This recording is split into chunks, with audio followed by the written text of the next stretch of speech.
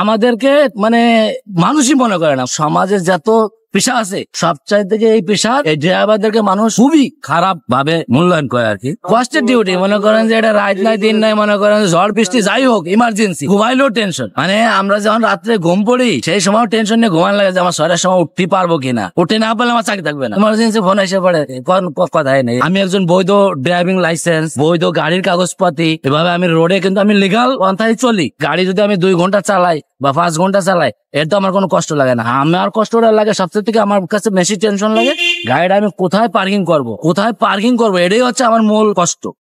এছাড়া আমার গাড়ি চালাইতে কোনো কষ্ট না, পার্কিংটাই হচ্ছে বড় ঝামেলা। ঢাকা শহরে মনে করেন এমনি তো গাড়ি ঘোড়া যানজট, আমাদের মালিকদেরও অনেক ডিউটি করা লাগে, সকাল 6টা থেকে রাত্রে 11টা 12টা, ঠিক নাই কখন ডিউটি শেষ হবে এটা কোনো নিশ্চয়তা নাই। আসার সময় আছে যে এই টাইমে আসো, কিন্তু যাওয়ার কোনো সময় নির্ধারিত থাকে না। আমাদের এটা ডিউটিটা অনেক আসলে বইলে বোঝানো যাবে না। অ্যাক্সিডেন্ট হওয়ার আগেতেই মনে করে যে এটা ড্রাইভাররা এই দোষ করছে, ড্রাইভার অ্যাক্সিডেন্ট ড্রাইভারের উপরে।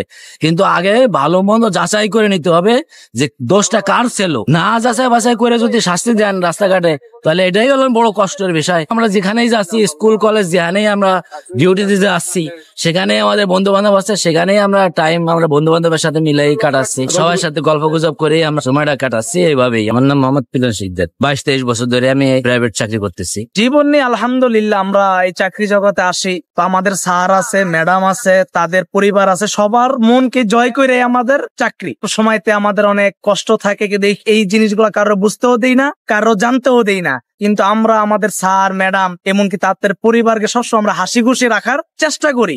এর ভিতরে আমাদের বস ম্যাডাম যেটুকু তারা খুশি থাকে, আমাদের কষ্ট তাকে কোনোদিন আমরা বুঝাইতে চাইও না, জানতেও দেই না। দিন শুরু হইলো, প্রথমেই থাকে অফিস ডিউটি, নাহলে কারো স্কুল। তো ওইটার ভিতরে যাওয়ার ভিতরে বসে গিয়ে অফিসে নামাই, তারপর স্কুল ডিউটি করি। তো এরকম সময় যা দেখা গেছে আমরা লাঞ্চের সময়ও পাই না। কিন্তু এইটা হলো বসের, তার পরিবারকে সন্তুষ্টির জন্য আমাদের যা লাগে আমরা ওই ত্যাগ স্বীকার করি।